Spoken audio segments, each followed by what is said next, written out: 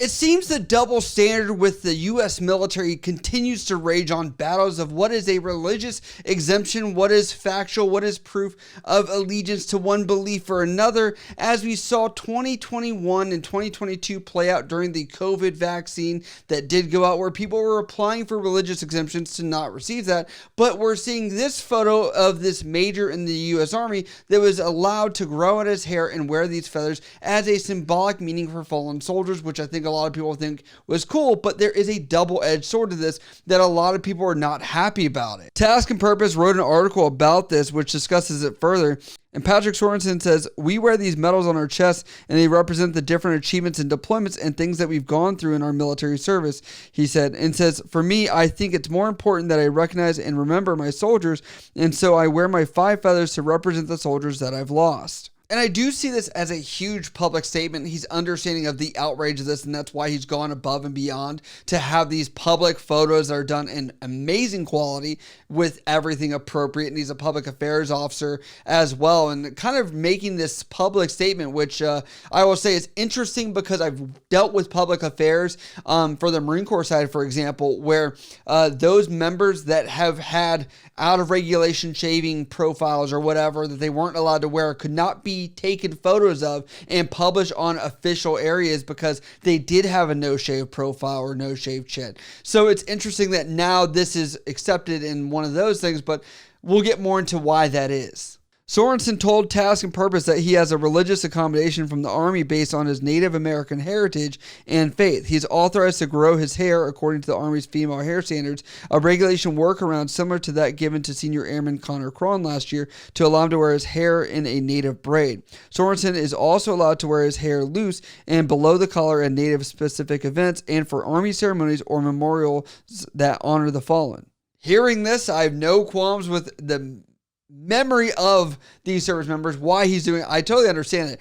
It's just, I think the Army or the military in general gets into some very slippery slopes, but I believe that people that have beliefs, for example, beards, for example, or long hair or whatever else, where I'm like, even now the kids are coming in with massive neck tattoos because the recruiting crisis is so crazy that I'm like, where is the line that's being held here? And we have other examples where the line was crossed, like they give here, where another person that's an Air Force soldier was allowed to have long hair. But if it was the COVID-19 vaccine thing, they weren't allowed to have it. But if somebody just wanted to not shave, for example, because they believe it's a bad thing, like I don't know where that box of allowed, not allowed is at. And there are some people that have talked about this. I will share later in this entire thing where I think they bring up a very good point.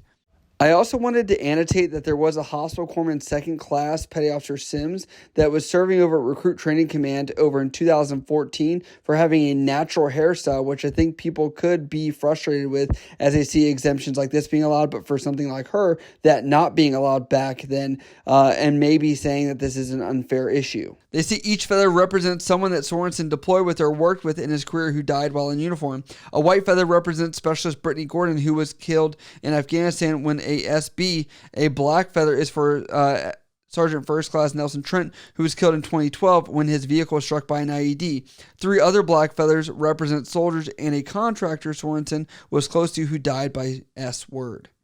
And he continues to say, "It is important that we honor the warriors that we served with and remember them," he said. "We wear them first on our head because, again, it's no disrespect to the military or anything like that. But remembering others and honoring others is more important than our own achievements that we wear on our chest, and we wear the feathers on top of our head for that reason." They say the tribes will wear feathers as a representation of lifting our prayers up to God because the eagle is highest in the sky, he said. The bird oversees everything and has an understanding and empathy for everything below. Again, I appreciate the symbolic nature of all of this, and this has caused a lot of riffraff between different social media platforms. I can see the disparity of a younger generation watching this and reading about this versus an older generation on Facebook, for example, versus that of Reddit. And that is where there's a lot of hate and there's a lot of praise for something like this, and people coming to his defense talking about him, saying he's actually a great soldier. Sorensen also said there's not going to be any issue for a federally recognized Native American to possess these eagle feathers, but there's potentially issues for only state-recognized Native Americans or legally unrecognized Native Americans, said Sorensen, whose native tribe is federally recognized. I'm encouraging them to get a permit, whether they already have feathers or not, to make sure that we're following federal policy as federal employees. And I did a lot of research about this after I found out about it. And that is because apparently because the eagle is a protected species, that these are eagle feathers that are not able to be received from just anywhere. It's like you have to have special authority, that you have this recognition from a federal agency in order to have these not be charged with a crime, which I was like, that's pretty crazy, that they would have that as an issue. And obviously the historical issues that come with being Native American, of losing land, language, cultural changes, the culture that's on reservations, and the drug issues and all these other things that encompass this culture as a whole. I find it crazy that they still have to have a lot of barriers still, even something like this, that are so traditional and even the ceremonial way. Sorensen got approval in May of 2023, where he saw that the Air Force member Kron got a approval, and he says, to my knowledge, he was the earliest in the entire service to have the accommodation and had his approved way before any of these Air Force guys, Sorensen said. More recently, since the post of mine went viral, which was not my intent, I was reached out to by another service member in the Army who had his accommodation since 2018, so that's really interesting and exciting to learn. There were other barriers that he faced from this issue, which I was like, it was kind of crazy because he looked like a more average Caucasian male that was in the U.S. military serving. And I can say, like, I'm not going to be like, I'm Native American too. I do have Native American culture from my great-grandmother. So I understand, like, we can look like whatever. And I'm not going to say I'm like a ton Native American. If anything, I will just say I'm white trash Joe Dirt American. That's what I love to say because I think it's more relevant.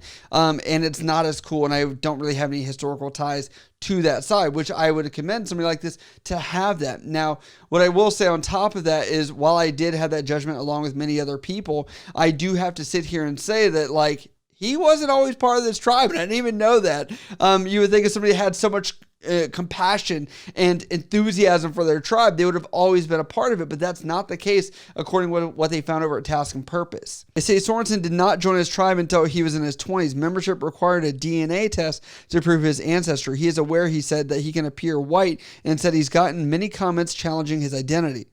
And says, your culture and your traditions and your values don't always match your appearance, he said. Eagle feathers are extremely sacred to me and to most Native Americans, and growing out our hair and wearing feathers is not something that should be thrown around or done on a whim. And this is where we have people coming out of the woodwork that are talking about this and actually kind of coming after him because they believe that the military has created a standard where everybody should be the same, and essentially that they think that this should not be allowed. I'll just read a couple comments for you here. Over on Facebook, John Wilson writes, everyone wants to be special. This person over on Reddit says, probably a more legitimate religious accommodation than 99% of the Norse beards. And someone says, even below that, even some Muslims I knew of a staff sergeant who got a religious accommodation just so she can wear her colorful hair, and a guy who didn't know S about Islam for the beard. However, because of this, people have actually had to come out in support of this major of their personal anecdotal evidence as they've actually served with this member, and this is what they had to say. X Speaks Softly X says, it's Major Patrick Sorensen. He's one of the folks leading the wear of the regalia and growing out hair for Indigenous First Nations while in uniform. It's a hard effing battle, and I've seen a few people from the Kiowa tribe finally get approved for growing out their hair in the wear of regalia. It's effing awesome. And someone jokingly below that says, best we can do is name a helicopter after your people our cavalry tried to annihilate. So I will say that this could cause riffraff and people having issues within the army or the military in general, saying like, well, Major and so was favored because they're this rank or that, but there was also this Air Force guy that wasn't that high of a rank.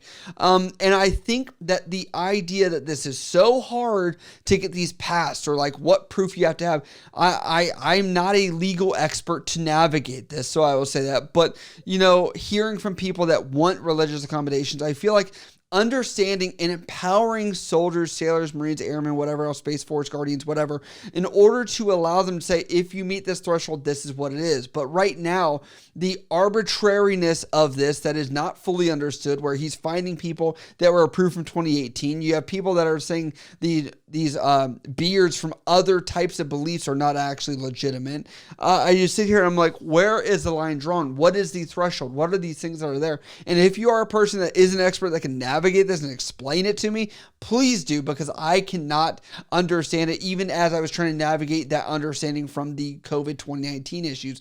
But this is where I get to your guys' point. Do you think something like this in a traditional way and what it commemorates is something that should be a favor or a embracement of the U.S. military? Or do you think that this is a U.S. military thing that we need to be more uniform and we should actually knock off these accommodations?